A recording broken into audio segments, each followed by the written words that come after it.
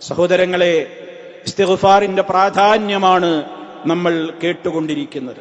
നബി സല്ലല്ലാഹു അലൈഹി വസല്ലമ ഇസ്തിഗ്ഫാറിന്റെ പല രൂപങ്ങളും നമുക്ക് പഠിപ്പിച്ചു തന്നിട്ടുണ്ട്. അതിലൊരു രൂപത്തിൽ ഇപ്രകാരം നമുക്ക് കാണാൻ സാധിക്കും. അവിടുന്ന് പറഞ്ഞു, മൻ ഖാല അസ്തഗ്ഫിറുല്ലാഹ് അല്ലദീ ലാ ഇലാഹ ഇല്ലാഹു അൽ ഹയ്യൽ ഖയ്യൂം വഅതൂബു ഇലൈഹി ഗുഫിറ ലഹു. ആരെങ്കിലും ഇപ്രകാരം പറഞ്ഞാൽ, എങ്ങനെ പറഞ്ഞാൽ? അസ്തഗ്ഫിറുല്ലാഹ്, അല്ലാഹുവിനോട് ഞാൻ പൊറുക്കലിനെ തേടുന്നു. അല്ലദീ ലാ ഇലാഹ ഇല്ലാഹുവ, അവനൊഴികെ ഒരാരാധ്യനേയില്ല. അൽ ഹയ്യ, അവൻ എന്നെന്നും ജീവിച്ചിരിക്കുന്നവനാണ്. അൽ ഖയ്യൂം, അവൻ എല്ലാത്തിന്റെയും നിയന്താവാണ്. വഅതൂബു ഇലൈഹി, ഞാൻ അവനിലേക്ക് ഖേദിച്ചു മടങ്ങുകയും ചെയ്യുന്നു.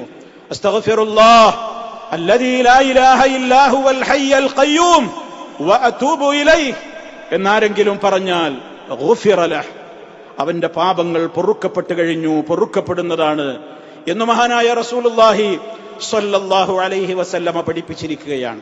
ഇസ്തിഗ്ഫാർ എത്രത്തോളം അധികരിപ്പിക്കുന്നുവോ അത്രത്തോളം പരലോക കോടതിയിൽ നമുക്ക് സന്തോഷിക്കാൻ സാധിക്കും എന്നാണ് മഹാനായ നബി സല്ലല്ലാഹു അലൈഹി വസല്ലമ നമുക്ക് സന്തോഷ വാർത്തയായി പറഞ്ഞു തന്നിട്ടുള്ളത്. തൂബാ ലിമൻ വജദ ഫീ സഹീഫതിഹി ഇസ്തിഗ്ഫാറൻ കസീറാ. ഇബ്നു മാജ റിപ്പോർട്ട് ചെയ്തിട്ടുള്ള ഹദീസിൽ പ്രകാരം കാണാം, തൂബ, എന്തൊരു വലിയ സന്തോഷമായിരിക്കും, ആഹ്ലാദമായിരിക്കും നാളെ പരലോകത്ത്. ആർക്ക്?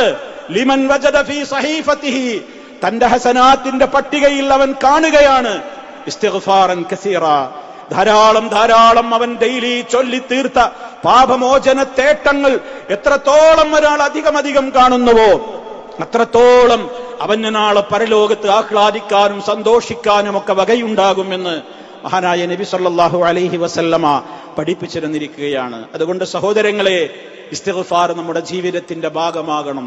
പാപത്തിന്റെ കറകളില്ലെന്ന നിർമ്മലമായ ഹൃദയത്തോടുകൂടെ ആയിരിക്കണം നമ്മൾ ജീവിക്കേണ്ടത്. അങ്ങനെയാണ് നമ്മൾ പ്രാർത്ഥിക്കേണ്ടത്.